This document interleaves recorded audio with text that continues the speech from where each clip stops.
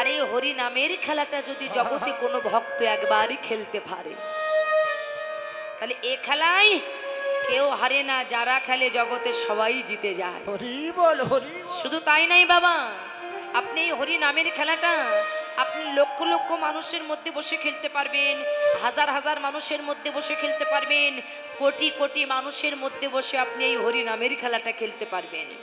শুধু তাই নয়, এই হরি নামের খেলা যদি কোনো পিতা পুত্র এক জায়গায় বসে হরি নামের খেলাটা খেলে, এই খেলার এমনই গুণ, খেলতে খেলতে কোনো পিতা যদি একটু ভাবের ঘরে ডুবে যায় তাহলে সম্মুখে যে তার পুত্র বসে আছে এই জ্ঞানটা তখন কিন্তু ওই পিতার ভিতরে থাকে না।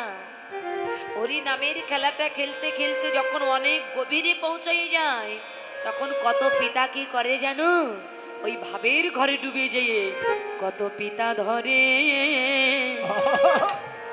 ওই পুত্রের চরণ, কত পিতা ধরে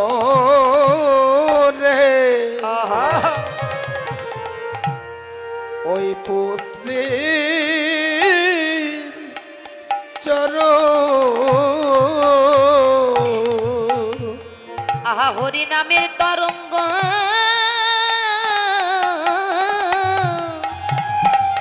তরঙ্গ ওঠে যখন কত পিতা ধরে ওই পুত্রের চরণ। ওরে হরি নামের তরঙ্গ গৌর হরি বল। হরি নামের তরঙ্গ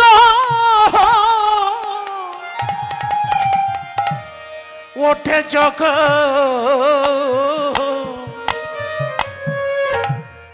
কত পিতা ধরে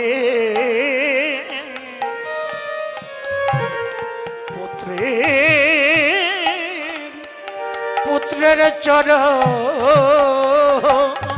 বললেন শুধু তাই নাই, শুধু চরণ ধরে শান্ত হয় না, খেলাটা খেলতে খেলতে যখন আরেকটু চরমে উঠে যায় মানে আরেকটু গভীরে পৌঁছাই যায় তখন কি করে জানো, করে ধরা ধরিয়া জড়া জড়ি, ধরা ধরিয়া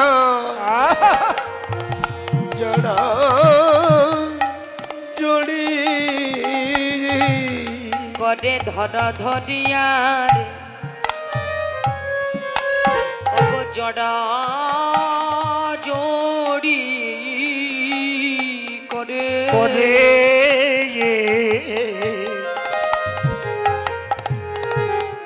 ওরে ধরা ধরিয়া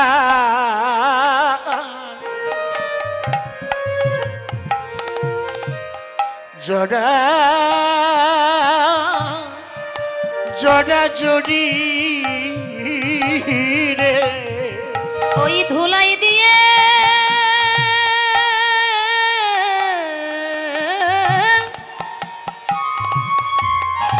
এই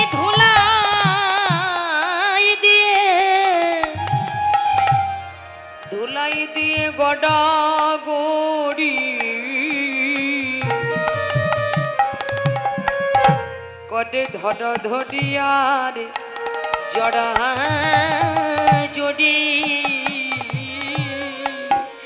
তাই ওরে ধুলাই দিয়ে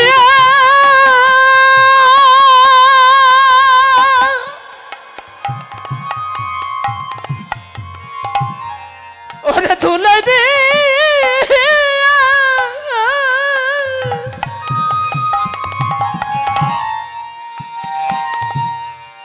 ওরে ধুলাই দিয়ে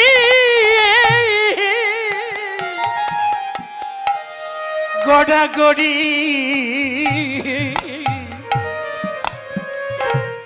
করে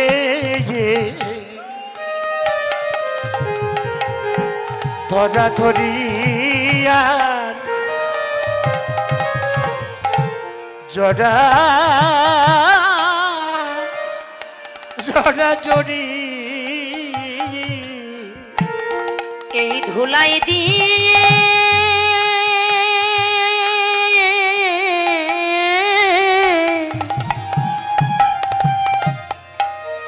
ধুলাই দিয়ে গড়া গড়ি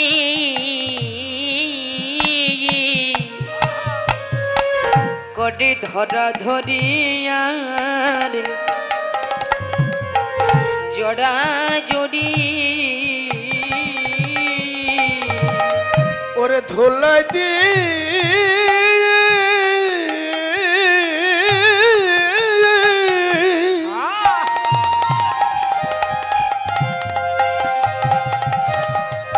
ওরে ধুলাই দিয়ে গড়া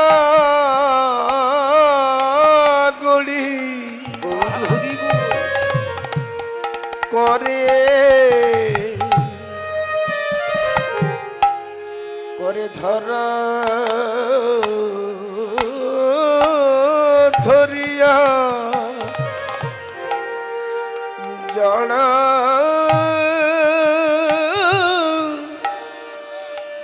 জড়া জড়িয়ে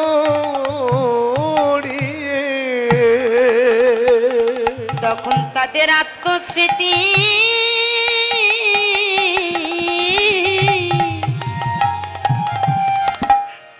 আত্মস্মৃতি জ্ঞানে থাকে না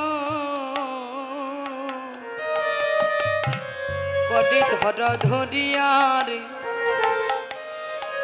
দেখো জড়া জড়ি ওরে তাদের আত্মস্মৃতি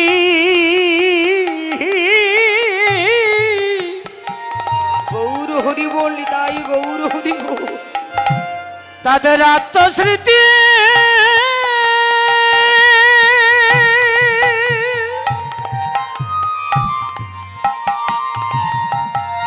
ওরে তাদের আত্মস্মৃতি জ্ঞান থাকে না করে ধরা ধরিয়া জড়া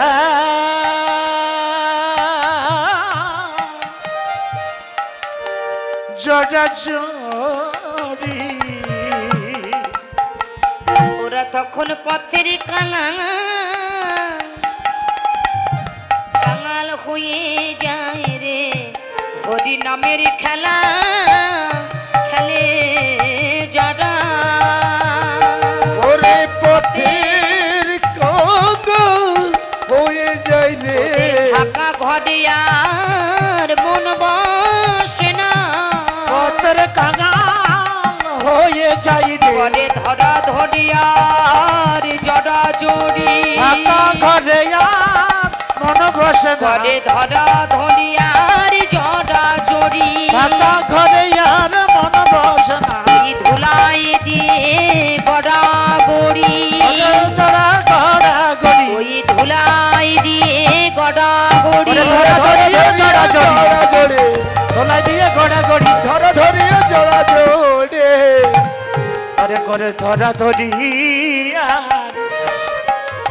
জড়া জড়ি বললেন গো কোনো পিতা পুত্র যদি এক জায়গায় বসে হরি নামের খেলাটা খেলে তাহলে খেলতে খেলতে কোনো পিতা যদি একটু ভাবের ঘরে ডুবে যায় তাহলে সম্মুখে যে তার পুত্র বসে আছে এই জ্ঞানটা তখন ওই পিতার ভিতরে থাকে না তখন কত পিতা ছুটে যেয়ে তার পুত্রের চরণ দুটি হৃদয় কমলে জড়িয়ে ধরে বললেন ওগো শুধু চরণ ধরে শান্ত হয় না খেলাটা খেলতে খেলতে যখন আরো গভীরে পৌঁছাই যায় তখন এই পুত্রকে হৃদয়ের মধ্যে জড়িয়ে ধুলে ধুলার মধ্যে গড়াগড়ি যায় বলে এটাই তো হচ্ছে হরি নামের খেলা এই হরি নামের খেলা জগতে যারা খেলতে পারে তাদের কোনো জ্ঞান থাকে না আর জ্ঞান থাকাকালীন ভজন করে কোনোদিন গৌর গোবিন্দের চরণ লাভ করা যায় না যতক্ষণ পর্যন্ত জ্ঞান শূন্য না হওয়া যায় জ্ঞান থাকলে ভিতরে তো ভগবানকে পাওয়া যাবে না জ্ঞান শূন্য হতে হবে তাই আজকে আমার গৌরাঙ্গ মহাপ্রভু আমাদের মধ্যে কলিজীবকে লক্ষ্য করে বললেন ওগো এই হরি নামের খেলা জগতে যে ভক্ত খেলেছে একমাত্র সেই ভক্তই জানে এই নামের খেলা যারা খেলে একমাত্র তারাই জানে আর যারা খেলে না এর মর্ম তারা কখনো কোনোদিন বুঝতে পারবে না। তাই আজকে আমার গৌরাঙ্গ মহাপ্রভু এই জগৎবাসীকে শিক্ষাদান করবার জন্য, এই মায়েরা এই বাচ্চাটাকে শান্ত করুন তো, আপনারা চুপ করে এত কথা বলেন কেন? আজকে আমার গৌরাঙ্গ মহাপ্রভু আমাদের মতো জগৎ জীবকে শিক্ষাদান করবার জন্য তিনি নিয়ে এসেছেন মধুমাখা হরিনাম। যে কলির কলুষিত জীব, তোমরা যাগ যজ্ঞ পূজা অর্চনা যাই কিছু করো না কেন, এই কলি যুগে তোমাদের মতো জীবের একমাত্র মধুমাখা হরিনাম বিনা আর কোনো গতি নাই।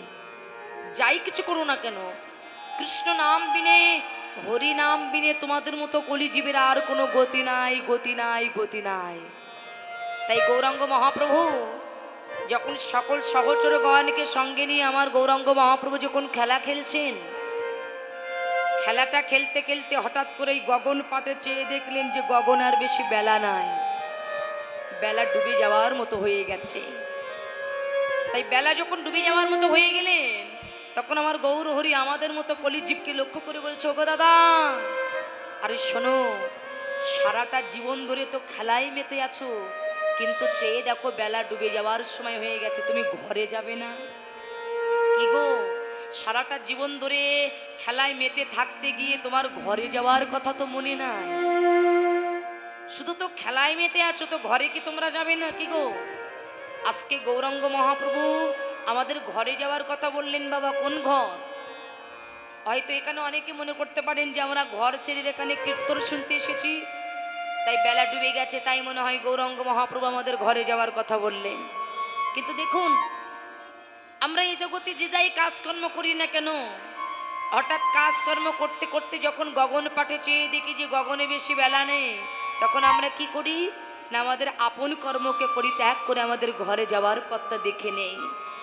গৌর হরি আমাদের মতো কলিজীবকে লক্ষ্য করে বললেন, ওগো, জাগতিক জগতের বেলা ডুবে গেলে যেমন তুমি বুঝতে পারো যে তোমার ঘরে যাওয়ার সময় হয়ে গেছে, ঠিক তেমনি দিব্য নয়ন দ্বারা, জ্ঞান চক্ষু দ্বারা তুমি একবার ভেবে দেখো, এই জাগতিক জগতের বেলা যতই ডুবে যাচ্ছে, তোমার আয়ুর সূর্যের বেলাও ধীরে ধীরে অস্তে যাচ্ছে।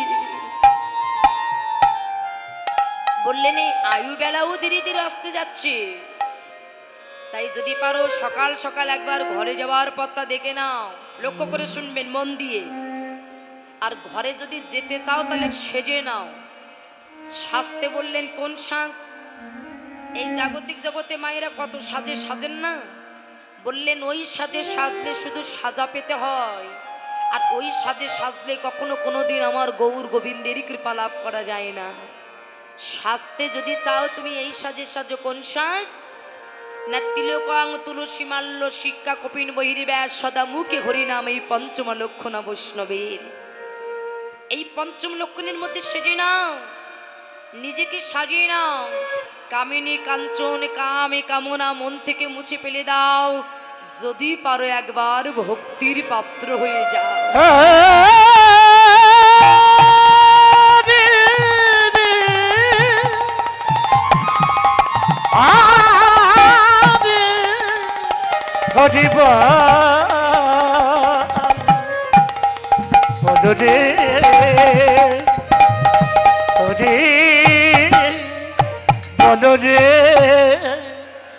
আমার বললেন যদি পারো তুমি একবার ভক্তির পাত্র হয়ে যাও। কেন? লক্ষ্য করবেন, জ্ঞান কর্মে যোগ ধর্মে নহে কৃষ্ণ বশ, কৃষ্ণ বশ হেতু এক প্রেম ভক্তি রস। ভক্তি যার কৃষ্ণ তার সর্বশাস্ত্রী কয়, ভক্তি না থাকিলে কৃষ্ণ দেখিলে কি বা হয়। ভগবান বললেন ওগো, এ জগতে আমি একমাত্র আমার ভক্তির কাছে কাঙাল। কোনো ভক্ত যদি আমাকে ভক্তি দিয়ে ডাকতে পারে, আমি জনমের মতো আমি জনমের মতো একমাত্র সেই ভক্তের কাছে বিক্রি হয়ে যান।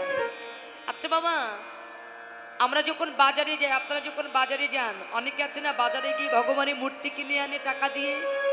তামার মূর্তি, সোনার মূর্তি, রূপার মূর্তি, মাটির মূর্তি, আমরা কি করি না টাকা দিয়ে ভগবানের মূর্তি কিনে আনি বাজারে গিয়ে। কিন্তু ভগবান তার শ্রীমুখে বললেন ওগো, আমাকে কেনা লাগে না, আমি না নিজেই বিক্রি হয়ে যাই। আমি নিজেই বিক্রি হই। হরি বল হরি বল। আমার ভক্তের কাছে আমি নিজেই বিক্রি হয়ে যাই, তবে কোন ভক্তের কাছে জানো? সবার কাছে নয়। বললেন আমি সেই ভক্তের কাছে কেনা হয়ে যাই, অর্থাৎ বিক্রি হয়ে যায়। কাদের কাছে? না, এই জগতে যদি কোনো ভক্ত আমাকে ডাকার মতো ডাকতে পারে, এই জগতে যদি কোনো ভক্ত তার নিজের বলতে কোনো কিছু না রেখে তার জীবন যৌবন মনোপ্রাণ যদি কোনো ভক্ত আমার চরণে অর্পণ করে, হা গৌর তোমার গোলাম,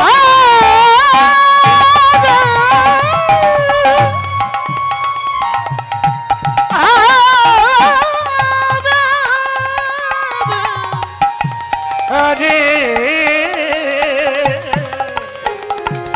হরে হরি বল হরি বল।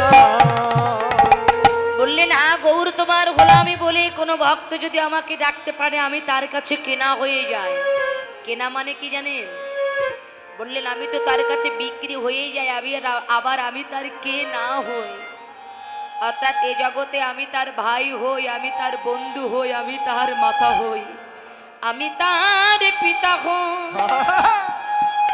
আবার যেদিন আমার ভক্তের শেষের দিনের দিন আসে, ওরে দিন আসে, এ জগতে আপন বলতে যেদিন আমার ভক্তের কেউ থাকে না, কেউ থাকে না রে। যেদিন আপন জন দূরে দাঁড়িয়ে থাকে, সেদিন আমার ভক্তের কাছে আসে না। আমার ভগবান বলিলেন গো, সেই ভক্ত যদি আমার ভালোবাসার মতো ভালোবাসতে পারে, বাসিতে পারে, কেন জানো? এই জগতে কোনো ভক্ত যদি আমার জন্য এক বিন্দু কাঁদে, আমি সেই ভক্তের জন্য সারাটা জীবন ধরে কাঁদি। লক্ষ্য করবেন,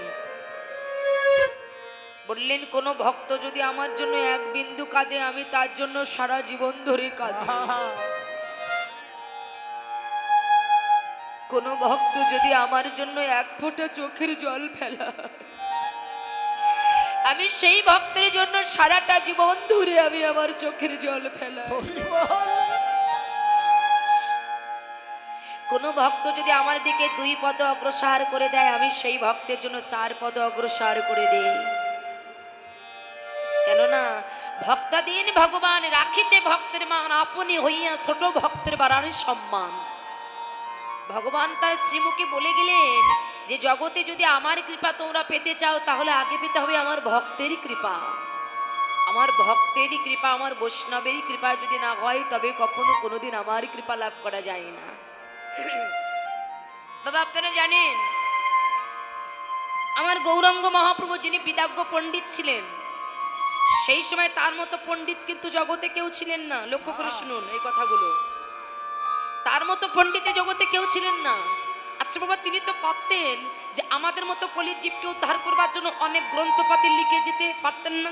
লক্ষ্য করে শুনবেন, তিনি কিন্তু পারতেন যে আমাদের মতো কলির জীবকে উদ্ধার করবার জন্য অনেক গ্রন্থ লিখে যেতে, কিন্তু আমার ভগবান গৌরাঙ্গ মহাপ্রভু তিনি কোনো গ্রন্থ লিখে যাননি, একখানা গ্রন্থ রেখে গিয়েছিলেন, যার নাম ছিলেন শিক্ষা অষ্টক। কেননা আমার গৌরাঙ্গ মহাপ্রভু জানতেন এই কলিযুগের মানুষ এরা গ্রন্থপাতি কিনে আলমারি সাজিয়ে রাখবে, শোকেস সাজিয়ে রাখবে, এরা জীবনে কোনোদিন অধ্যয়ন করবে না। আগেকার যুগে ঠাকুরমা জেঠিমারা যখন ওই তুলসী তলায় প্রদীপ দিতেন, দেওয়ার পরে ওরা সন্ধ্যাবেলায় রামায়ণ মহাভারত বেদ এসব গ্রন্থ পাঠ করতেন। আর এখনকার যুগের ঠাকুরমারা দিদিমারা এরা টিভির গোড়ায় বসে থাকে, সেখান থেকে নড়তে চায় না। আমার গৌরাঙ্গ মহাপ্রভু জানতেন যে এরা গ্রন্থপাতি আলমারি শোকে সাজিয়ে রাখবে, এরা জীবনে কখনো কোনোদিন অধ্যয়ন করবে না। তাই আমার গৌরাঙ্গ মহাপ্রভু তিনি জেনে আমাদের মতো কলির জীবকে উদ্ধার করবার জন্য একখানা গ্রন্থ রেখে গিয়েছিলেন, লিখে নয়, যার নাম ছিলেন শিক্ষা অষ্টক। মাত্র 8খানা শ্লোক তিনি রেখে গিয়েছিলেন। আর এই শিক্ষা অষ্টকের মধ্যে একটা শ্লোকে আছে, ত্রিনাদপি শুনেছেন তরুরীব সহিষ্ণু না অমানিন মানদেনা কীর্তনিয়া সদা হরি। এর অর্থটা কি জানেন? বললেন তৃণ শব্দের অর্থ হলো ঘাস। তা দেখবেন বাবা, একটা ঘাস যখন মাথা উঁচু করে দাঁড়িয়ে থাকে, আপনি পথে যেতে যেতে যদি ওই ঘাসের উপরে আপনার চরণখানা দিয়ে ওই ঘাসটাকে পদদলিত করে চলে যান, ওই ঘাসটা কিন্তু মাথা উঁচু করে আপনাকে প্রতিবাদ করে বলবে না যে তোমার চরণখানা কেন আমার মাথার উপরে দিলে। আপনি চলে যাচ্ছেন, কিছুক্ষণ যাওয়ার পর যে পিছন দিকে লক্ষ্য করে দেখবেন যে ঘাসের উপরে আপনার চরণ দিয়ে যাকে পদদলিত করে চলে গেছেন, ওই ঘাসটা ধীরে ধীরে তার নিচু মাথাটা আর উঁচু করে দাঁড়িয়ে আছে। এখানে বৈষ্ণব কবি সিদ্ধান্ত দিলেন তুমি যেন তা করবে না। তোমার এই উঁচু মাথাটা তুমি যে একবার নিচু করেছো, ওই নিচু মাথাটা তুমি যেন আর উঁচু করতে যেও না। যদি পারো তুমি ঘাস থেকে নিচু হয়ে যাও। ঘাস থেকে নিচু হলে কি হবে না, তুমি যদি ঘাস থেকে নিচু হতে পারো তাহলে মাটিতে গড়াগড়ি দিতে পারবে। আর তুমি যখনই মাটিতে গড়াগড়ি দিতে পারবে তখন কত কৃষ্ণ ভক্তের চরণ ধুলি তোমার দেহ অঙ্গনে পরশ হবে। তাই গৌর হরি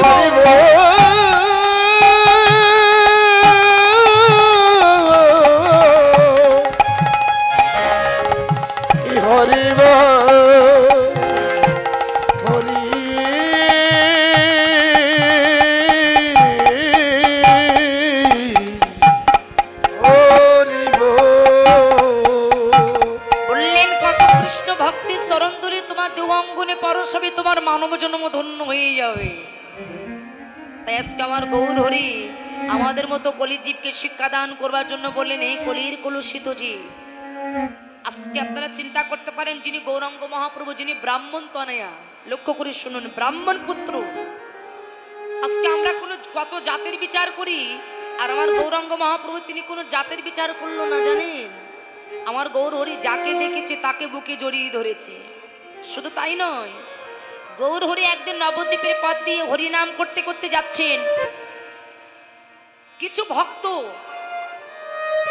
আমার গৌরকে দেখে একটু দূরে সরে দাঁড়ালেন। কোন ভক্ত না, যারা সমাজে নবদ্বীপে যারা অবাঞ্ছিত নিষ্কিঞ্চিত, যাদেরকে দেখলে থু ফেলায়, যারা নিচু জাত, যাদেরকে কেউ সম্মান করে না।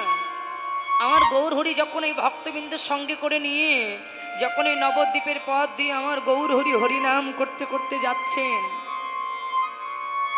তখন সেই ভক্তগুলো না আমার গৌর সুন্দরকে দেখে একটু দূরে সরে দাঁড়ালেন। আমার গৌর হরি ভক্তদের কাছে যে ভক্তদেরকে ডেকে জিজ্ঞাসা করলেন, ভক্তগণ তোমরা আমাকে দেখে কেন দূরে সরে দাঁড়ালে? ভক্তগণ কেঁদে কেঁদে বললেন, দয়াময় এই নবদ্বীপে না আমরা অবাঞ্ছিত, আমরা নিষ্কিঞ্চিত, আমাদেরকে দেখলে না সবাই থু ফেলায়। তাই আমরা যদি তোমার কাছে যে যদি তোমার সঙ্গ করি, আর আমাদের মতো নিচু জাতের সঙ্গ করলে তোমার জাতের কলঙ্ক হবে, তোমাকে সবাই অপমান করবে। তাই আমরা চাই না যে আমাদের জন্য তোমার জাতের কোনো কলঙ্ক হোক। এই জন্য না আমরা তোমাকে দেখে একটু দূরে সরে গেছি। ভক্তদের কথা শ্রবণ করে আমার গৌর হরি ভক্ত চরণে পড়ে ভক্তের চরণ দুটি হৃদয় কমলে জড়িয়ে ধরে বলছে, ভক্তগণ এই ভক্তগণ আজকে কোনো জাতের বিচার নয়।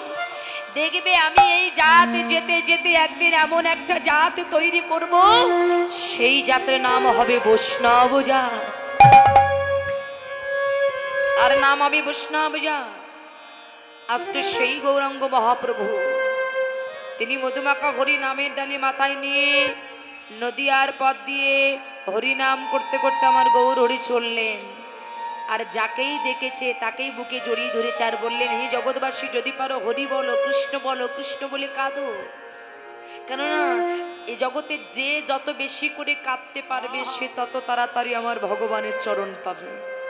কিন্তু বাবা, ভগবানকে ভালোবাসতে গেলে জগতে তার অনেক কষ্ট, অনেক দুঃখ, অনেক জ্বালা, অনেক যন্ত্রণা সহ্য করতে হয়।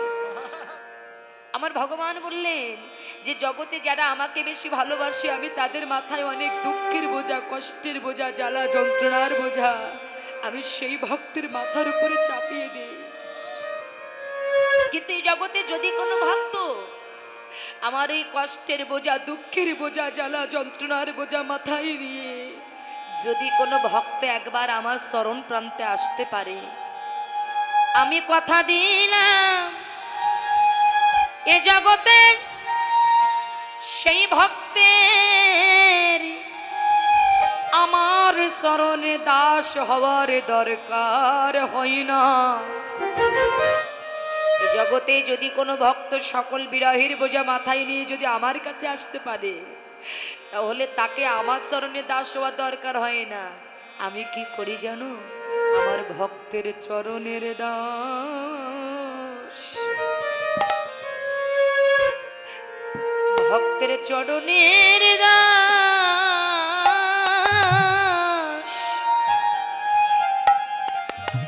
চরণের দাস হয়ে যায় রে ওরে ভক্তে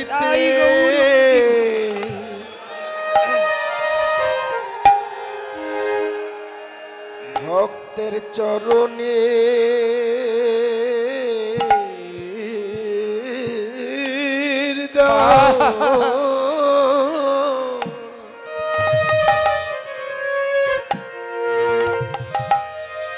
ওরে চরণে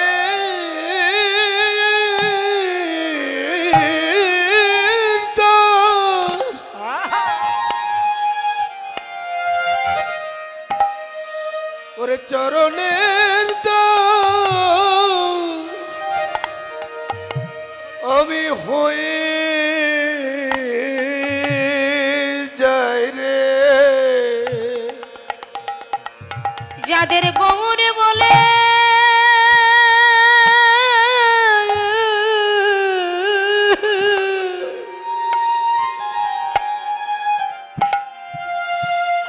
গৌর,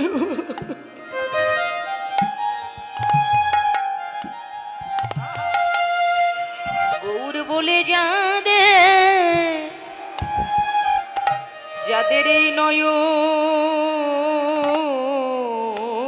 কাঁদে,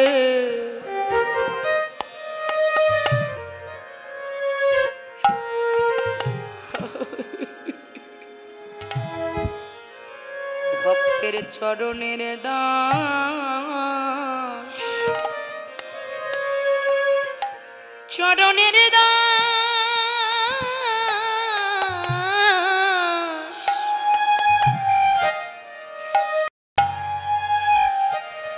দুটি নয়ন কাঁদে রে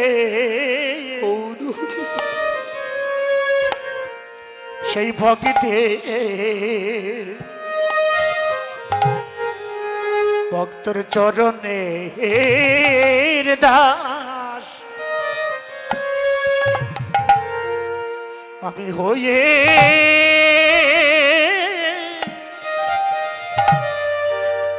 যাই রে। যাদের কৃষ্ণ বলে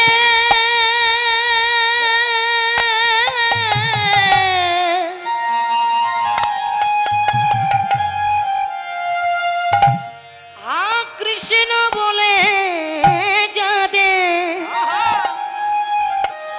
যাদের নয়নের জল ঝরে, হরি বল হরি বল, তাদের আমার কাছে আসার দরকার হয় না।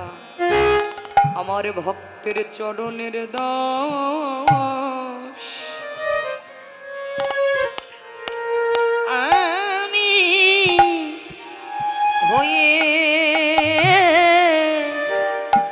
হয়ে যায় রে। ও যাদের কৃষ্ণ বলে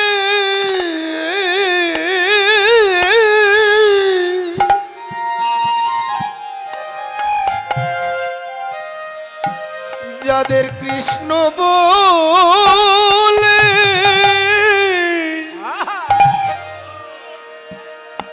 দুটি নয়ন ঝরে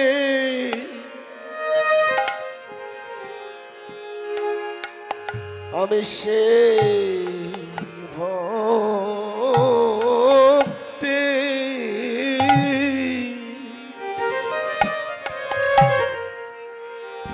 ওরে চরণে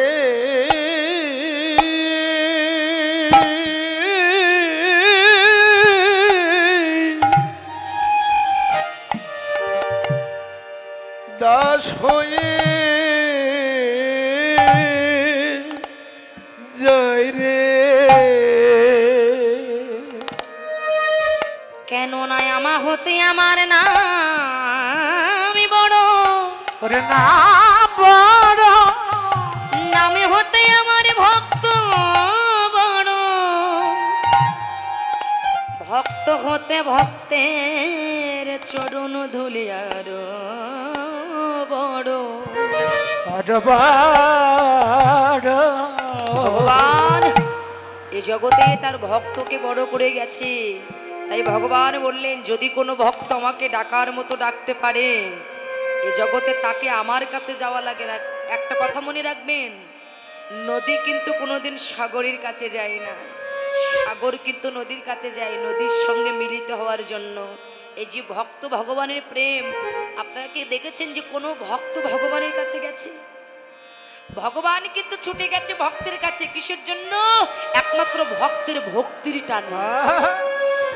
তাই তো ভগবান ব্রজ গোপীগণকে বলেছিলেন যে গোপীগণ তোমরা এমন কি বস্তু দিয়ে আমাকে ডাকো যে আমি যতই দূরে থাকি না কেন সকল কিছু পরিত্যাগ করে আমাকে তোমাদের কাছে ছুটে আসতে হবে। হরি বল হরি বল। তোমরা কি দিয়ে আমাকে ডাকো? এমন কি শক্তি আছে তোমাদের কাছে যে আমি যত দূরে থাকি সব কিছু ত্যাগ করে আমাকে তোমাদের কাছে ছুটে আসতে হয়? সেই বস্তুটা কি আমি একটু জানতে চাই। ব্রজ গোপীগণ তখন কৃষ্ণের কথা শ্রবণ করে বলেছিলেন হে কৃষ্ণ, ভক্ত যে তোমাকে কি বস্তু দিয়ে ডাকে সেই বস্তু যদি তোমার ভিতরে থাকতো তবে তো তুমি কখনো কোনোদিন ভক্তের কাছে যেতে না। হরি বল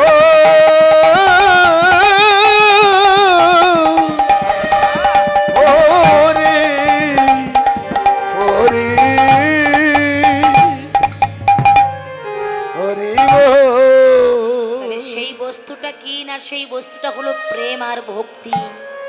তাই ভগবান বললেন, একদিন ভগবান মনে মনে চিন্তা করলেন তাই তো এই জগতের ভক্তগণ, আচ্ছা বলুন তো বাবা, আমরা যখন ভগবানকে সাধনা করি তখন ভগবানের কোন বস্তু পাওয়ার জন্য ভক্ত সাধনা করে?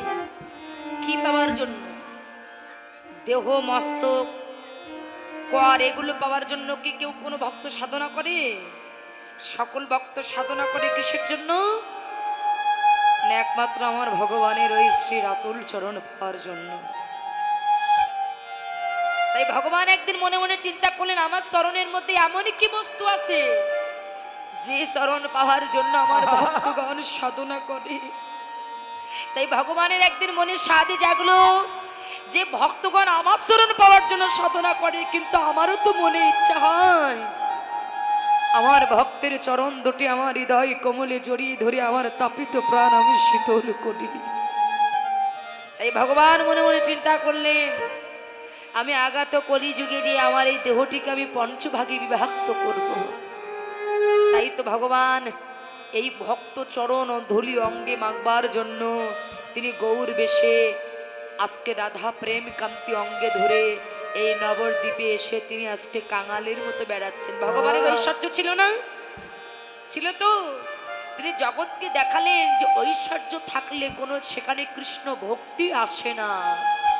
কৃষ্ণ ভক্তি অর্জন করতে গেলে তাকে ভিখারি হতে হয়, তাকে পথের কাঙাল হয়ে যেতে হয়। এই জগৎবাসী তোমরা যদি আমাকে পেতে চাও আমি যেমন কাঙাল হয়েছি যদি পারো তোমরা আমার মতো কাঙাল হয়েছে, আমার মতো কাঙাল হয়ে তোমরা কৃষ্ণ কৃষ্ণ বলো। আজকে বৈষ্ণবের চরণ ধুলি অঙ্গে মাখার জন্য তিনি এসেছেন। কেন? আপনি যদি বৈষ্ণবের কৃপা লাভ করতে পারেন তবে আপনি ভগবানের কৃপা পেয়ে যাবেন। কেন বাবা, একটা ব্যক্তি গরু কিনে নিয়ে বাড়ি যাচ্ছে বাছুর সহ, তো রাস্তার মাঝখানে গরু দড়ি ধরে টানাটানি করছে। এক ব্যক্তি বলছে আরে মশাই বাসুর যদি পিছনে থাকে আর আপনি যদি গরুর দড়ি ধরে টানেন তাহলে গরু তো বাড়ি যাবে না। তাহলে একটা কাজ করেন কি, গরুর দড়িটা ছেড়ে দেন। বলছেন কি? হ্যাঁ, গরুর দড়িটা ছেড়ে দিয়ে ওই বাছুরটা বুকে লই আগে আগে হাঁটুন, দেখবেন বাৎসল্য প্রেমে গাভী পর্চা ধাপিত হয়ে আপনার বাড়ি চলে গেছে। তাই বৈষ্ণব কবি সিদ্ধান্ত দিলেন যে ভগবানকে ছেড়ে দিন, ওই বাছুর স্বরূপ সাধুগুরু বৈষ্ণবের চরণ ধরুন। ভগবানকে আপনার ডাকা লাগবে না, ভগবান নিজেই আপনার ঘরে চলে যাবে। বাবা দুর্বাসা মুনি একদিন কুন্তির ঘরে গিয়েছিলেন সেবা করতে। কুন্তিকে ডেকে ডেকে বলেছিলেন, মা যে আজকে মধ্যাহ্ন তোর ঘরে আমরা আতিথ্য গ্রহণ করতে চাই। বললেন, বাবা এ তো আমার পরম সৌভাগ্যের কপাল, কোটি কোটি জনম সাধনা করে যে বৈষ্ণবকে পাওয়া যায় না, আজকে সেই বৈষ্ণব এসেছে আমার ঘরে, আমার কোন জন্মের সুকৃতির ফল ছিল। তা বলছে, মা আজকে দুপুরে তো তোর ঘরে আতিথ্য গ্রহণ করব, কিন্তু শর্ত কি না, তোকে 100 ভাগে রান্না করতে হবে। বললেন, ঠিক আছে বাবা, আমি 100 ভাগে রান্না করব। বলছে, শুধু রান্না করলে হবে না, দেখুন ভক্তিটা কেমন জিনিস, এ ভক্তির টাকা দিয়ে কিনতে পাওয়া যায় না। তাহলে টাকা দিয়ে কিনতে পাওয়া গেলে তো সবাই কিনে নিত। বললেন, 100 ভাগে রান্না করলে হবে না, ওই 100 ভাগের তরকারি 100টা স্বর্ণে পাত্রে রাখতে হবে। তো বাবা 99টা স্বর্ণ পাত্র হয়েছে আর একটা পাত্র হয়নি। আর যে পাত্রটা হয়নি সেই পাত্রে রাখতে হবে গরম পরমান্ন। সবে মাত্র গরম পরমান্ন রান্না করে নামানো হয়েছে, সেই পরমান্ন রাখার মতো কোনো পাত্র হয়নি। তখন দুর্বাসা মুনি বলছে, মা আমি তোর ঘরে সেবা করব না। বলে, কেন বাবা, অপরাধ? বললেন, আমি যে তোকে বলেছিলাম তুই 100 ভাগে রান্না করে 100 ভাগের তরকারি 100টা স্বর্ণে পাত্রে রাখবি, তা তো 99টা হয়েছে, একটা হয়নি, আমি তোর ঘরে সেবা করব না, আমি চলে যাচ্ছি। এই বলে দুর্বাসা মুনি যখন চলে যাচ্ছেন, কুন্তি জানে যে যে ঘরে বৈষ্ণব এসে সেবা না করে চলে যায় এই জগতে, সেই ঘরে অমঙ্গল হয়। আর আমি মনুষ্য কোলে জন্ম পেয়ে যদি বৈষ্ণবের সেবায় যদি আমার দেহটাকে আমি না লাগাতে পারিলাম, তাহলে আমার মানব জীবনের কোনো মূল্য নাই, কোনো দাম নাই। তাই দুর্বাসা মুনি যখন চলে যাচ্ছে তখন কুন্তি কি করলো জানেন? ওই দুর্বাসা মুনির সামনে আর শুয়ে পড়লেন। আর শুয়ে কি করলো জানেন? নিজের বুকের জামাটা খুলে দিলেন। বাবা নিজের বুকের ওপর নিজের বুকের জামাটা খুলে দিয়ে যে গরম পরমান্ন সবে মাত্র রান্না করে নামানো হয়েছে, সেই গরম পরমান্ন নিজের বুকের উপরে ঢেলে রাখলেন। দুর্বাসা মুনি দেখে অবাক হয়ে গেলেন, মা এ তুই কি করছিস? তোর গরম লাগছে না? তোর ব্যথা লাগছে না? কুন্তি তখন কেঁদে কেঁদে বলেছিল, বাবা আমি শুনেছি আমার হৃদয়ে নাকি গোবিন্দ বিরাজ করে, তাহলে আমার হৃদয়ে যদি গোবিন্দ বিরাজ করে, আমি গরম পরমান্ন ঢেলে রেখেছি আমার বুকে, ব্যথা যদি লাগে আমার গোবিন্দের লাগবে, গরম যদি লাগে আমার গোবিন্দের লাগবে, আমার কিসের জন্য গরম লাগবে?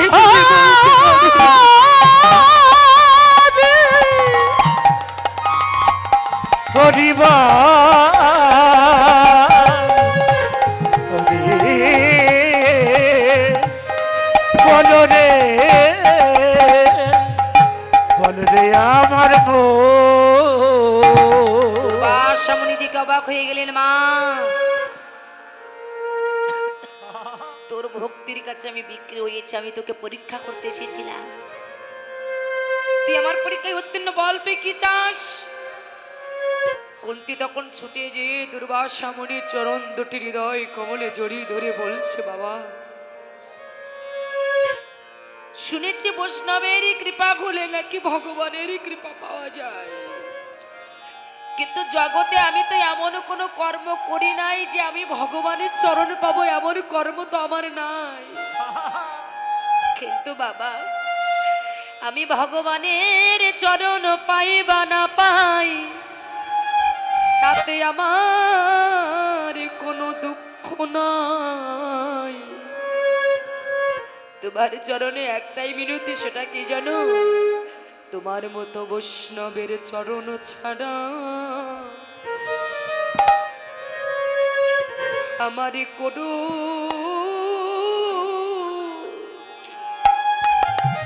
আমার করুণা গো ওরে তোমার মতো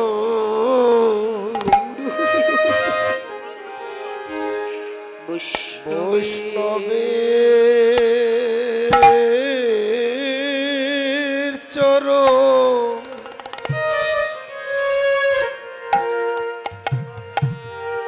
ওরে চরণ ছাড়া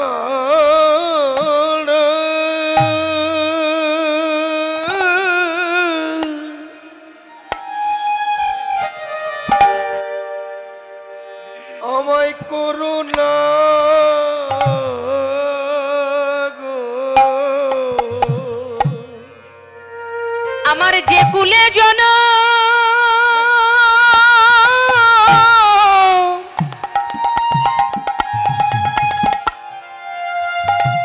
আমার যে কুলে জন জন্ম হোক না হোক না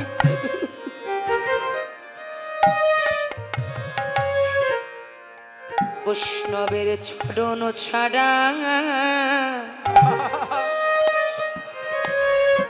আমার করুণা গো যে কুলে জানা তাই গৌর হরিব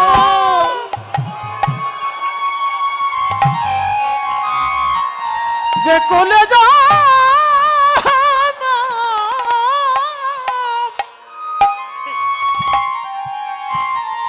ওরে যে কুলে জানা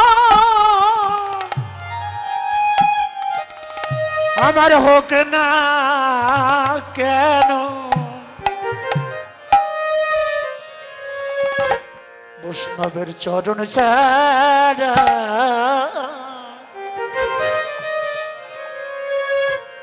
যেন কোহরো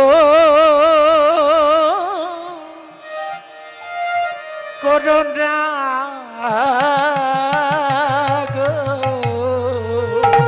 তোমার মতো বৈষ্ণবের চরণ ছাড়া যেন আমার করুণা। তাই বেলি অবসানে কালে আজকে গৌরাঙ্গ মহাপ্রভু আমাদের মতো কলিযুগকে লক্ষ্য করে বললেন, গো আর কত ঘুমাবে? সবাই তো আপন খেলায় মেতে আছো, কিন্তু ঘরে যাবার কথা তো তোমাদের কারো মনে নাই। আজকে বর্তমানে বাবা আমরা যে ঘরে বাস করছি এটা কিন্তু আমাদের নিজস্ব ঘর নয়, ওটা হচ্ছে আমাদের ভাড়া করা ঘর। একতলার পরে 2 তলা দিয়েছেন, 2 তলার পরে 3 তলা দিয়েছেন। এত সুন্দর করে যে ঘরটাকে সাজালেন ওটা কিন্তু নিজস্ব নয়। ওই ঘরের মালিক আপনি নয়, আমিও নয়। ওই ঘরের মালিক যে ঘরটাকে আমার বলে দাবি করছেন এই ঘরটা আমার।